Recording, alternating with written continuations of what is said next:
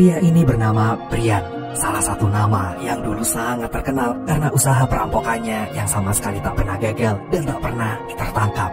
Dan ia menjadi penguasa di London, kota yang memiliki perhiasan dan berlian dengan kualitas terbaik di dunia.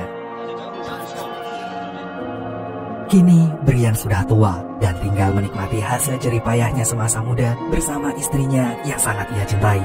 Tampak ia sedang menawari istrinya yang bernama Lynn itu untuk meminum anggur. Namun Lynn menolaknya karena dirinya mempunyai riwayat penyakit parah yang sering membuatnya mengkis-mengkis dan harus rutin kontrol ke dokter rumah sakit. Hari berganti dan kita akan berkenalan dengan teman-teman masa muda Brian yang lain. Ia adalah Kenny yang sedang berusaha membangun bisnis baru. Ia berencana mencari uang dengan jualan petasan di pasar malam.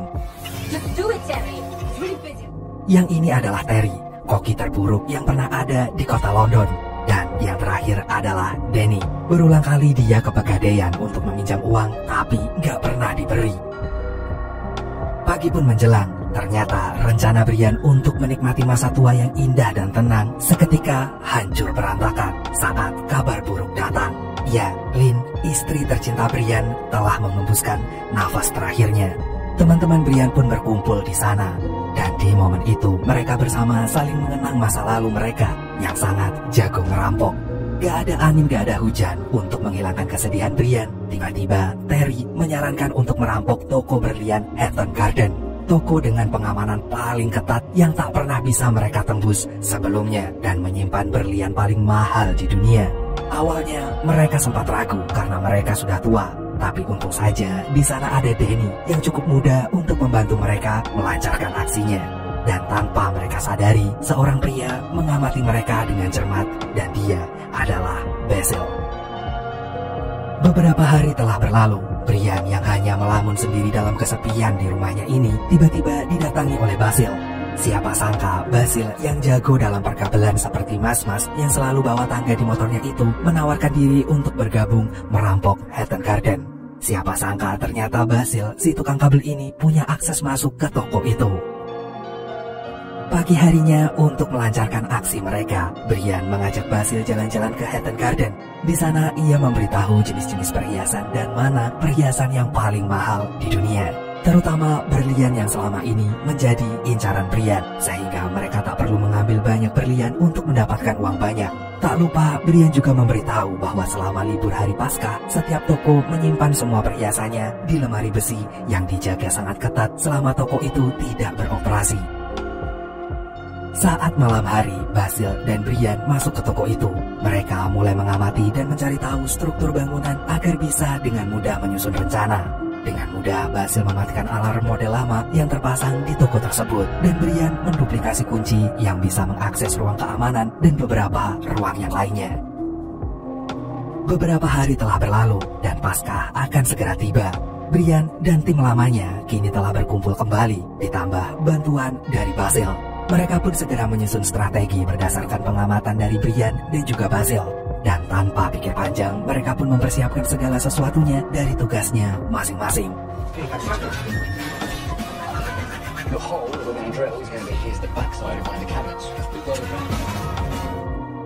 Malam telah tiba, mereka semua menuju ke toko itu. Dan gak lupa Basil pun masuk terlebih dahulu untuk memberikan akses pintu masuk kepada yang lain. Tanpa disangka, Terry usil pada Basil dengan melepas wig dan topi penyamarannya.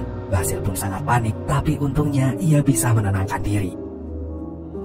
Berkat bantuan Basil, akhirnya mereka berhasil masuk ke toko, kecuali Kenny yang bertugas untuk mengawasi keadaan dan situasi dari gedung sebelah.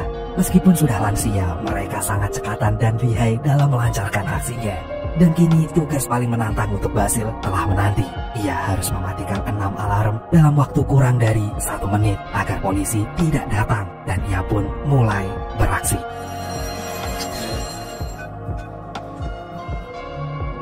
Basil sangat lega karena tugasnya berhasil.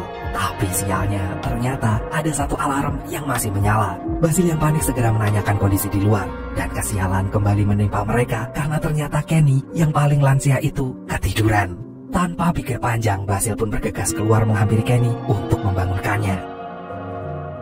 Meski sempat dibuat deg-degan oleh ulah Kenny yang bikin ulah, namun pada akhirnya mereka berhasil sampai di ruangan berangkas. Dengan posisi mereka yang berada di balik tembok belakang berangkas, tanpa pikir panjang, mereka pun langsung melubangi dinding itu dengan alat bor yang telah mereka siapkan. Dan di waktu yang bersamaan, Basil akhirnya juga berhasil mematikan alarm yang berada di luar. Tanpa mereka sadari, tiba-tiba seorang petugas keamanan datang ke lokasi untuk memeriksa tempat itu. Lantaran alarm tersebut sudah berbunyi cukup lama. Untungnya Kenny menyadarinya dan seketika melaporkan kepada temannya sehingga proses pengeboran mereka sementara dihentikan. Setelah menunggu beberapa waktu, akhirnya petugas itu beranjak pergi dan proses pengoboran kembali dilanjutkan. Namun masalah belum berhenti di sana. Terry tiba-tiba merasa sakit kepala dan minta untuk diganti sementara oleh Carl. Namun rupanya Carl gak begitu mahir menggunakan alat bor itu, hingga akhirnya pekerjaan itu diambil alih oleh Danny.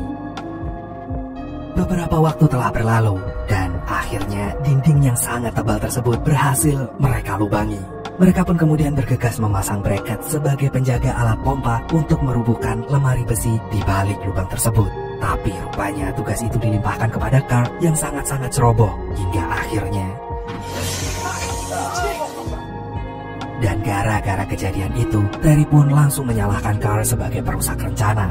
Brian yang melihat itu tanpa pikir panjang membelanya dan siap bertanggung jawab atas kegagalan lantaran ia yang mengajak Carl bergabung. Sementara itu, Terry terus menyalahkan Brian dan memanas-manasinya dengan mencampuri rasa dukanya atas kepergian sang istri hingga akhirnya suasana benar-benar memanas. Danny lalu melerai mereka berdua dan menyarankan untuk melanjutkan rencana pembobolan di malam berikutnya karena matahari sudah mulai terbit.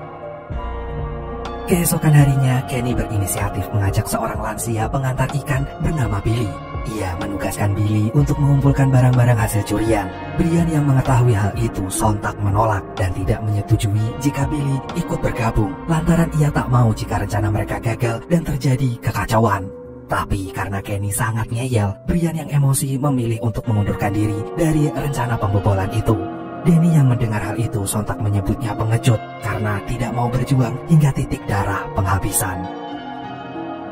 Gak mau berlarut-larut dalam kekesalan mereka, akhirnya Danny dan juga Terry membeli alat pendorong yang baru.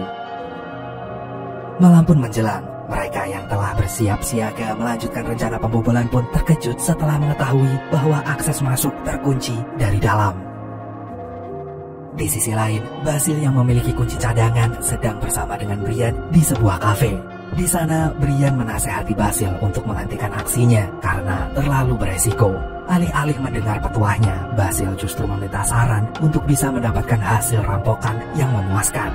Mau gak mau, Brian memberinya tips dengan syarat meminta 50% hasil dari pendapatan mereka dan bersepakat untuk bertemu kembali setelah pembobolan berhasil dilakukan.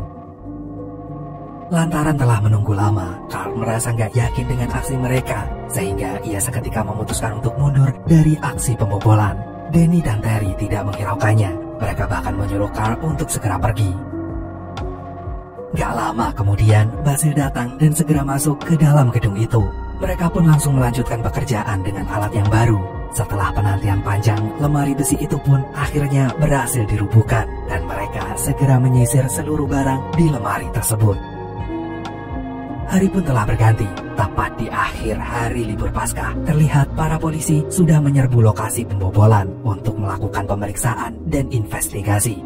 Media memberitakan bahwa kejadian tersebut menjadi perampokan terbesar dalam sejarah kriminalitas di Inggris. Lantaran terdapat banyak emas batangan yang dibobol dan salah satunya bernilai 5 juta pound sterling atau sekitar 91 miliar rupiah.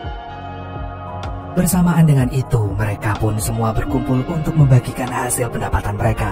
Tanpa disangka, Basil meminta sebagian hasil tersebut dibagikan pada Brian yang telah mengambil peran cukup penting sebagai penyusun rencana. Terry yang mendengar hal itu seketika langsung marah. Tanpa pikir panjang dan gak mau terlibat kekacauan, Basil pergi sambil membawa beberapa bagiannya. Seusai pertikaian mereda, Terry dan Danny diam-diam menghilangkan seluruh barang bukti yang mereka gunakan saat membobol toko berlian. Sementara itu, Basil bertemu dengan Brian untuk membagikan hasil pendapatannya. Namun rupanya Brian kecewa lantaran ia hanya mendapatkan 8.000 pound sterling. Hingga ia mengumpat dan mengatakan bahwa teman-teman mereka celamitan dan juga serakah. Brian pun berencana menghampiri teman-teman mereka untuk meminta bagiannya. Singkat cerita, ternyata para polisi mulai mencurigai Kenny sebagai tersangka pertama kasus perampokan. Polisi berhasil menyelidiki melalui pemeriksaan nomor plat mobilnya saat sedang parkir di area toko itu.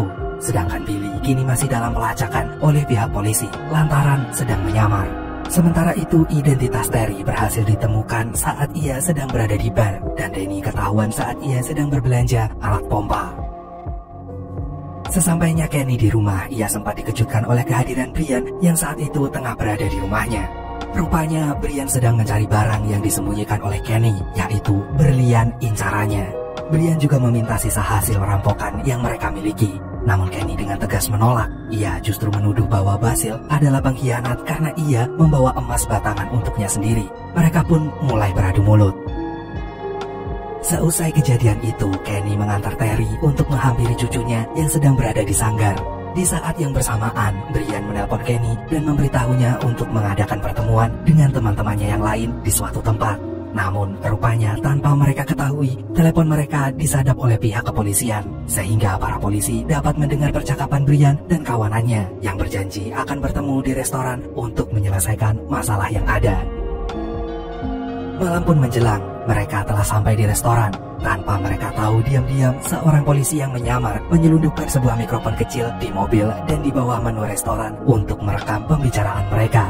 Dari alat itu, para polisi bisa mendengar rencana mereka yang rupanya mereka akan membagi rata hasil rampokan dan akan meminta Billy untuk mengembalikan seluruh hasil rampokan mereka.